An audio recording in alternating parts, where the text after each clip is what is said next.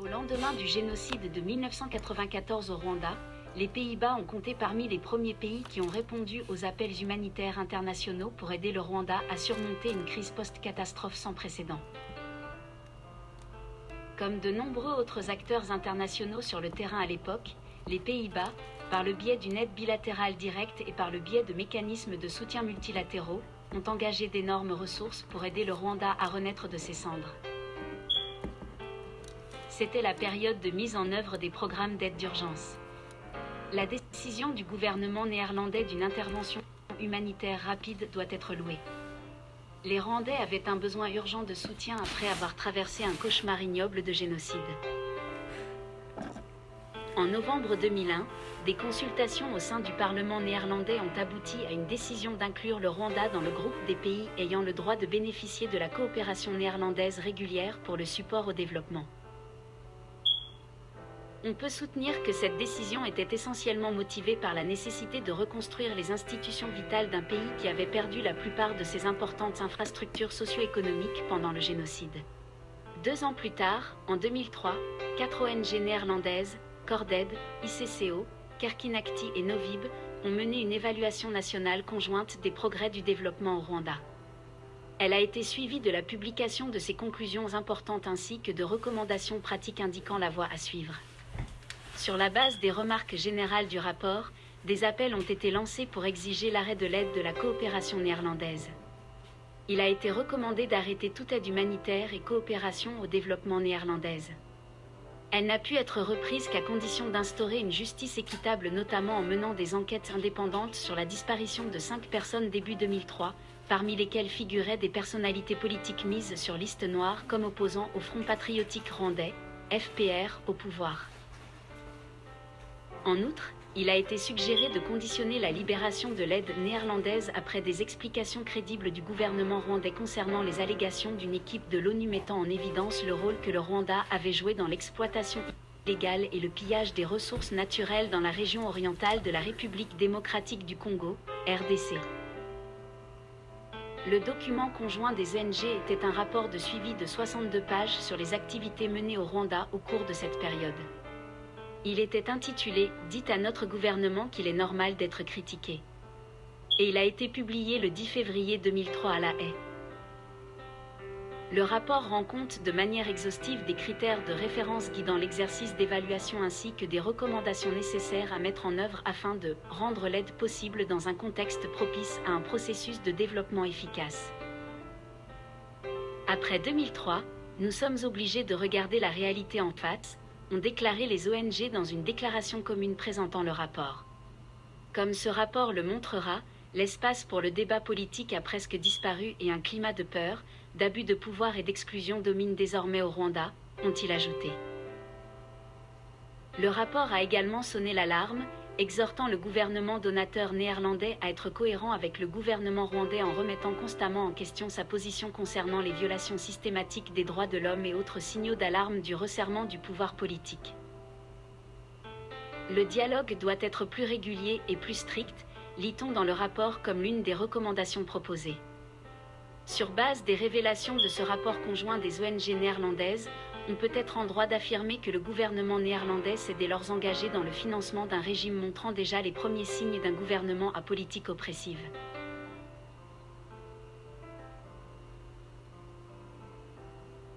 Le 11 mars 2005, le gouvernement du Rwanda et le gouvernement des Pays-Bas ont signé un protocole d'accord qui définit les conditions du partenariat pour le développement et fournit un cadre pour le dialogue mutuel et la responsabilité. Étonnamment, aucun des problèmes critiques signalés dans le rapport conjoint de l'ONG néerlandaise n'a pu être pris en considération. En revanche, le gouvernement néerlandais a fermé les yeux sur les allégations du rapport et a injecté plus d'argent, contribuant ainsi à consolider et à renforcer les institutions d'un régime oppressif. Le deuxième plan stratégique pluriannuel de l'ambassade du Royaume des Pays-Bas pour le Rwanda couvrait les années 2008 à 2011. Le budget total du portefeuille alloué aux opérations au Rwanda s'élevait à 137 millions d'euros. Il convient de révéler que le montant initial budgétisé pour le programme d'appui budgétaire général pour l'année 2008-2009 était nettement inférieur, soit seulement 7 millions d'euros. Selon une publication du journal Reuters du 12 juillet 2012, une porte-parole du ministère néerlandais des Affaires étrangères a annoncé la suspension de 5 millions d'euros de l'aide de l'Agence de coopération bilatérale néerlandaise, initialement réservée à l'amélioration du système judiciaire rwandais. Elle a toutefois précisé que le mécanisme de soutien aux organisations non gouvernementales basées au Rwanda ne serait pas affecté par la décision. Dans une tournure étonnante, 3 semaines plus tard, l'ambassadeur des Pays-Bas au Rwanda, Frans Maken, a annoncé que contrairement aux informations des médias, son gouvernement n'avait pas suspendu l'aide au Rwanda parce qu'il n'y avait pas d'aide à décaisser. L'ambassadeur Frans Maken a clarifié cela après avoir fait ses adieux au président Kagame, à la fin de sa période de service. Jusqu'à aujourd'hui, il est encore déroutant de comprendre comment un ambassadeur a pu oser contredire publiquement une déclaration officielle du Bureau des Affaires étrangères de l'AE dont il reçoit des ordres. Pour quelle raison ? Peut-on supposer que cela pourrait être dû au fait que la personne de Kagame est si terrifiante que l'ambassadeur ne pouvait pas se permettre de lui faire face en colère ? L'ambassadeur des Pays-Bas au Rwanda a également fait les observations suivantes. Ce qui s'est passé, c'est que le gouvernement néerlandais a décidé qu'il ne prendrait aucune décision sur l'aide tant que le Rwanda ne se sera pas prononcé sur les accusations de l'ONU. Nous pensons que le Rwanda a apporté une réponse extrêmement sérieuse qui nous a satisfaits.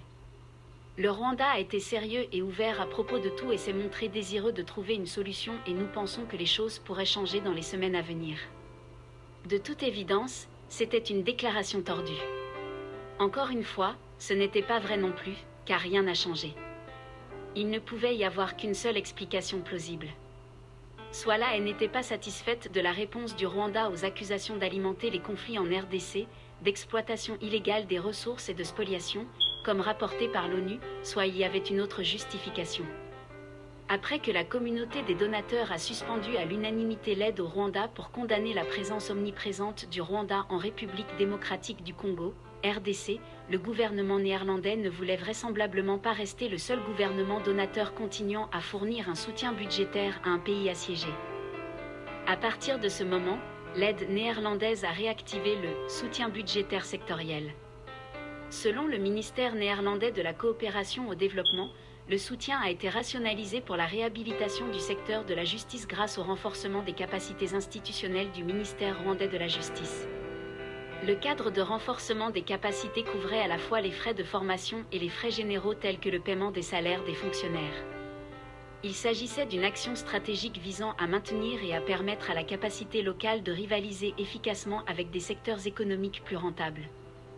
Une composante importante du projet concernait le renforcement de la police rurale. Il a été conçu pour permettre au gouvernement rwandais de faire respecter la loi et l'ordre, ainsi que de lutter contre l'impunité. Le secteur pénitentiaire a également bénéficié d'une partie de l'aide néerlandaise. À cet égard, une unité de poursuite des fugitifs de génocide pourrait également réussir à mener des opérations grâce à l'argent des contribuables néerlandais. Son rôle est de traquer les suspects accusés de crimes de génocide.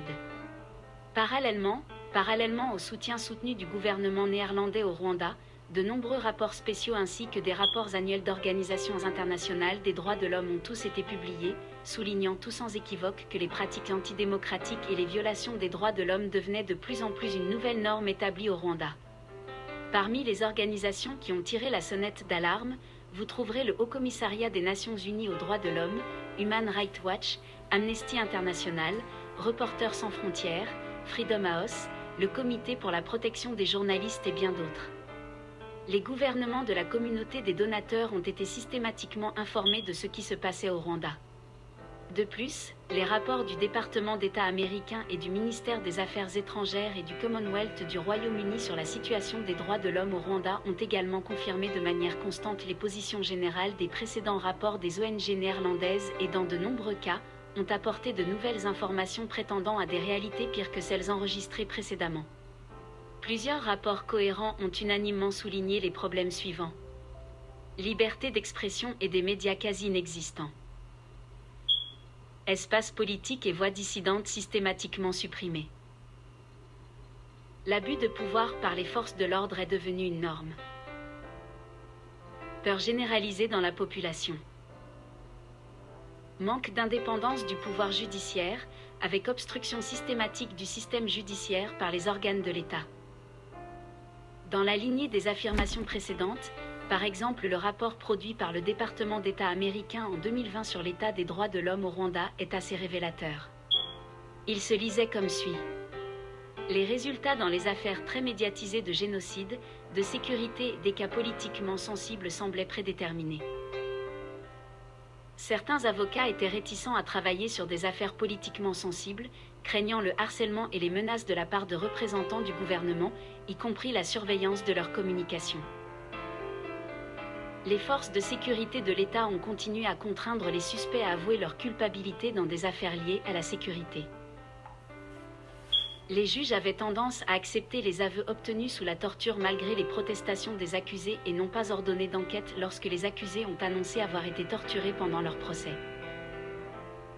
Le pouvoir judiciaire a parfois tenu à huis clos des procès de grande envergure liés à la sécurité, au terrorisme et à la politique.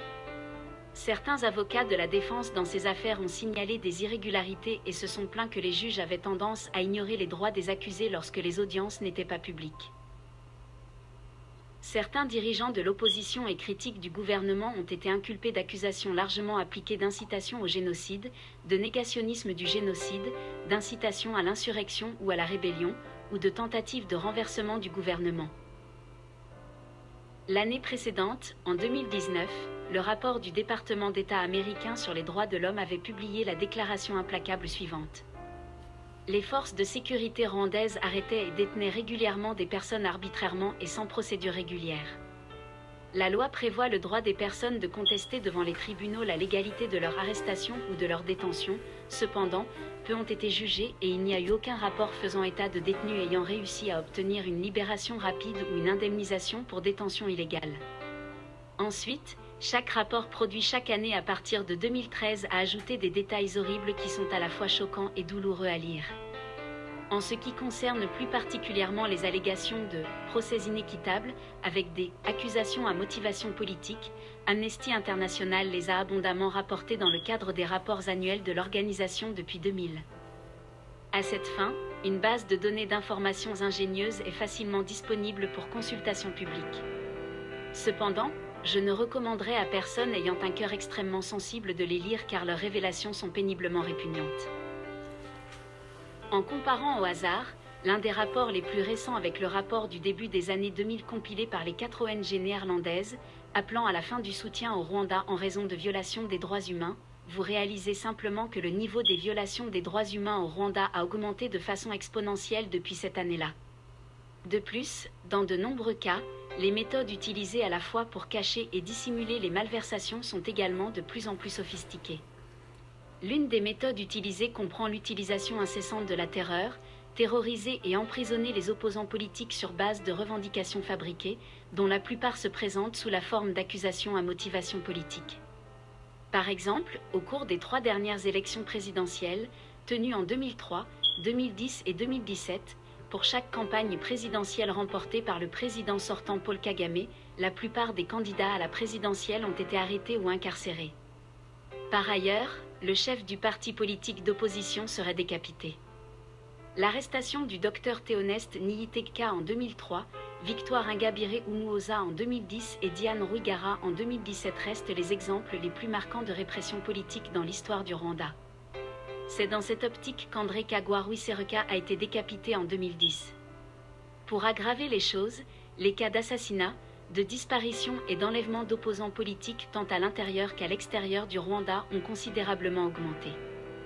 Au cours du processus, le Rwanda est devenu le seul pays africain de l'histoire connu pour se livrer à une agressive chasse à l'homme, à des enlèvements et à des assassinats de ses opposants politiques et critiques en dehors de ses frontières.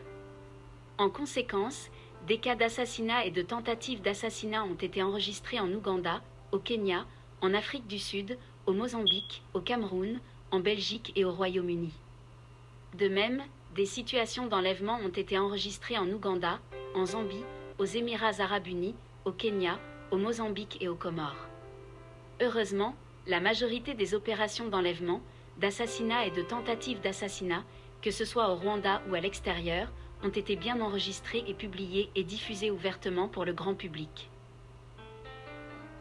Parmi les cas précédents, il convient de souligner la situation particulière de l'opération d'enlèvement la plus récente et la plus médiatisée. Indiscutablement, cela reste dans une large mesure le cas d'enlèvement le plus remarquable à ce jour, et une démonstration vivante de la façon dont les régimes oppressifs n'épargneront aucun moyen de violer les droits de ceux qu'ils soupçonnent d'être la menace numéro 1 pour leur régime. Il s'agit de l'enlèvement de Paul Rusesabagina aux Émirats arabes unis en août 2020. L'histoire se souviendra de Paul Rusesabagina comme figure mythique de l'histoire du Rwanda pour avoir inspiré un film nominé aux Oscars Hotel Rwanda.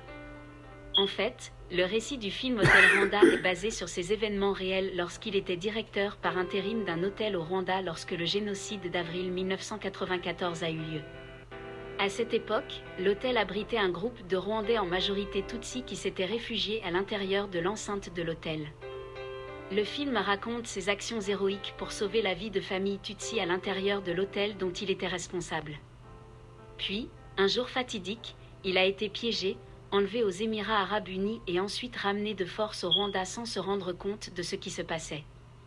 Arrivé au Rwanda, après plusieurs jours de détention illégale, il a été déféré devant la justice où il a été retrouvé avec 9 chefs d'accusation parmi lesquels terrorisme et complot en vue de former un groupe armé.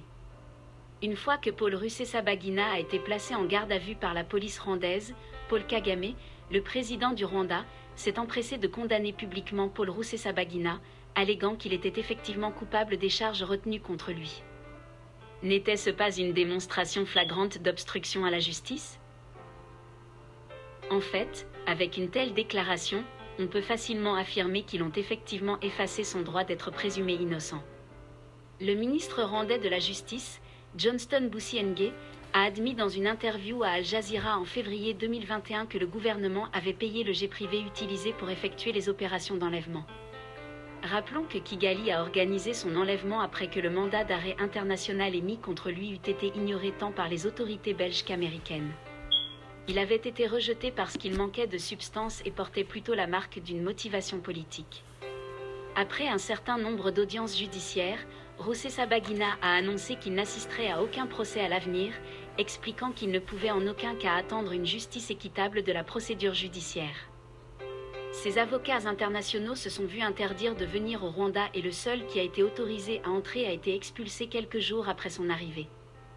Le 11 février 2021, le Parlement européen a adopté une résolution qui a été approuvée par la majorité des députés néerlandais siégeant au Parlement européen.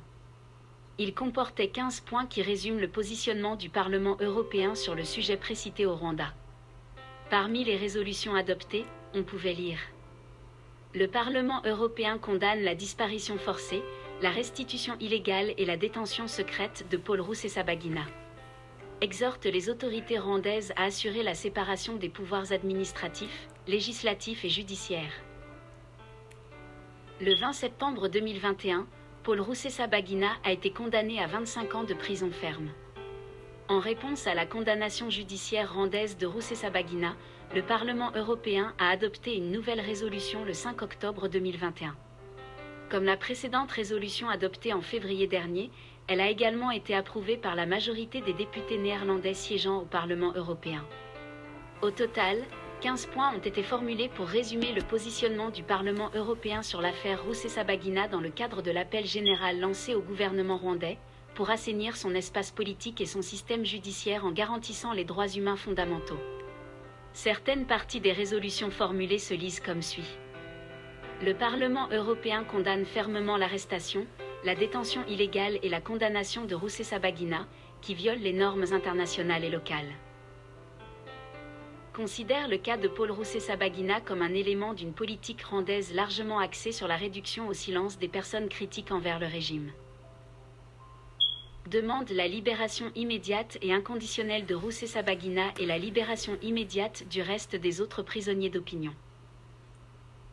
Dénonce les restrictions imposées par les autorités rwandaises aux droits et libertés fondamentaux et le recours arbitraire à la détention provisoire pour réprimer la dissidence.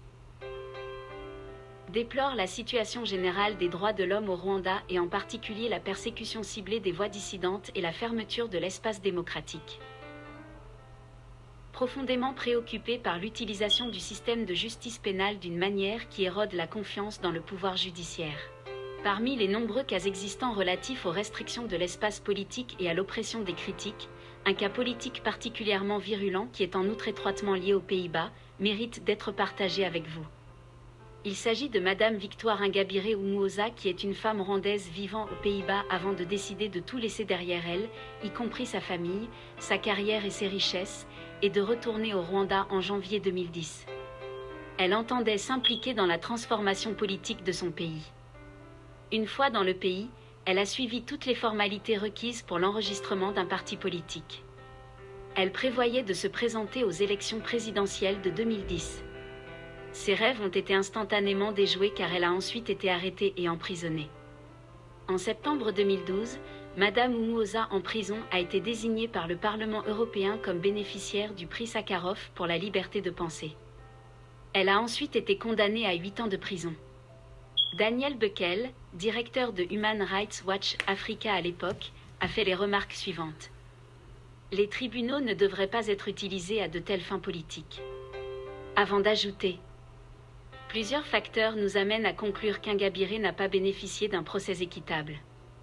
Il s'agit notamment d'accusations à motivation politique, telles que l'idéologie du génocide, des doutes sur la fiabilité de certaines preuves, les déclarations publiques de hauts responsables du gouvernement sur la culpabilité d'Ingabire avant le procès, et des préoccupations plus larges concernant le manque d'indépendance de la justice rwandaise dans cas politisé. L'Amnesty International qui a suivi le procès de presse a rapporté que, malgré un examen minutieux de la communauté internationale, le procès a été entaché de violation de la procédure régulière. Le tribunal n'a pas vérifié les preuves apportées par l'accusation. Les aveux de 2 co-accusés incriminant Victoire Ingabire Umuoza ont été faits après une longue période de détention dans un camp militaire où Amnesty International a documenté des allégations de recours à la torture pour obtenir des aveux. Un témoin de la défense a affirmé qu'il avait été détenu en détention militaire avec l'un des co-accusés et a allégué que les aveux de l'individu avaient été forcés. Le 6 octobre 2016, le Parlement européen a adopté une résolution sur le cas de Victoire Ingabire. Entre autres points, la résolution condamnait fermement les procès à motivation politique, les poursuites contre les opposants politiques et les préjugés sur l'issue du procès. La plupart des députés néerlandais du Parlement européen ont soutenu la résolution. Le 24 novembre 2017, la Cour africaine des droits de l'homme et des peuples a jugé que le Rwanda avait violé le droit de Victoire Ingabire Umuoza à la liberté d'opinion et d'expression ainsi que son droit à une défense adéquate. Pour la Cour africaine, la condamnation pénale et la peine infligée à Ingabire pour son discours encourant des accusations de minimisation du génocide constituaient une restriction disproportionnée et inutile à sa liberté d'expression. Cependant, la Cour a en outre estimé que la loi criminalisant la minimisation du génocide peut imposer une restriction légitime au droit à la liberté d'expression dans le but de préserver l'ordre public et la sécurité nationale. Parmi les nombreux cas d'assassinats existants, le meurtre d'une personnalité militaire et politique de premier plan survenu en Afrique du Sud le 1er janvier 2014 mérite d'être partagé avec vous. Le colonel Patrick Karegeya était l'ancien chef des services de renseignements extérieurs du Rwanda. Il s'est ensuite brouillé avec le régime rwandais, a été illégalement incarcéré à 2 reprises au Rwanda avant de s'exiler en Afrique du Sud en 2007. En avril 2019, la police sud-africaine a annoncé publiquement que les rapports d'enquête criminelle concluaient que les suspects du meurtre de Karegeya et d'autres tentatives d'assassinat pourraient être directement liés à l'implication du gouvernement rwandais. Le 17 février 2020, un chanteur populaire de gospel rwandais et militant pour la réconciliation, Kizito Mihigo, a été retrouvé mort dans sa cellule de détention policière. L'avis officiel de la police affirmait qu'il s'était suicidé et la police a refusé toute enquête indépendante sur les causes de sa mort. Il est fort probable qu'il ait été tué par les forces de l'ordre. En fait, il y avait un précédent à la mort de Kizito. Dans l'une de ses chansons, Kizito a loué les mérites de commémorer les meurtres des 2 côtés. Il a souligné l'importance d'honorer toutes les victimes des tragédies rwandaises passées sans séparer celles qui sont tombées sous les forces du régime actuel. Pour Kizito, c'était le seul moyen de parvenir à une réconciliation véritable et durable. Plus important encore, cela aiderait à créer un environnement où l'apprentissage du passé pourrait être possible, aidant ainsi à éviter de retomber dans les pièges de l'histoire sombre du Rwanda. Vraisemblablement, le président Kagame a été exaspéré par la position du chanteur sur les questions de réconciliation et de commémoration, simplement parce qu'il existe au Rwanda une norme tacite interdisant à quiconque de faire référence aux tueries orchestrées par le régime actuel. Le 25 septembre 2020, Une première dans l'histoire, Kizito Mihigo est devenue la première personne à recevoir un prix, Havel, à titre posthume pour la dissidence créative. C'est un prix international qui récompense les artistes travaillant dans des conditions extrêmement restrictives. Tout le récit précédent fournit un bilan bien documenté de ce que l'on peut apprendre sur le gouvernement du Rwanda en ce qui concerne la justice, l'état de droit, les droits de l'homme, la liberté d'expression et de réunion ainsi que l'espace politique au cours des 20 dernières années. Pour résumer, voici les principales caractéristiques des institutions judiciaires du Rwanda, ainsi que des forces de l'ordre qui ont été lourdement financées en valeur de millions d'euros par les contribuables néerlandais. Recours à la torture pour contraindre à des aveux. Restriction des droits et libertés fondamentaux. Disparition forcée et restitution illégale. Violation des normes juridiques internationales et locales. Entretenir un climat de peur et de terreur. Procès à motivation politique. Abus de pouvoir systématique. Détournement de tribunaux pour servir des intérêts politiques. Enlèvement d'opposants politiques. Assassinat et tentative d'assassinat d'opposants politiques. Chasse à l'homme de personnalités politiques et militantes vivant en exil. Malgré le sombre tableau ci-dessus, l'ambassade du Royaume des Pays-Bas à Kigali n'a pas pu hésiter à faire une déclaration publique telle que la suivante. La valeur ajoutée néerlandaise dans le secteur de la justice, de la réconciliation, de l'ordre public est reconnue par toutes les parties prenantes. Du côté du gouvernement rwandais, il y a une satisfaction pour le soutien de longue durée qui est passé de projets réussis dans le passé à un appui budgétaire sectoriel. Honnêtement, quel genre de valeur ajoutée l'ambassade a-t-elle contribué à créer ? Dans l'état actuel des choses, et sur la base de notre précédente présentation narrative, ce n'est clairement pas positif. Au dire de tous, il ne serait pas exagéré d'affirmer avec une grande confiance que l'argent des contribuables néerlandais a été un élément de financement important utilisé pour renforcer les racines de l'oppression au Rwanda.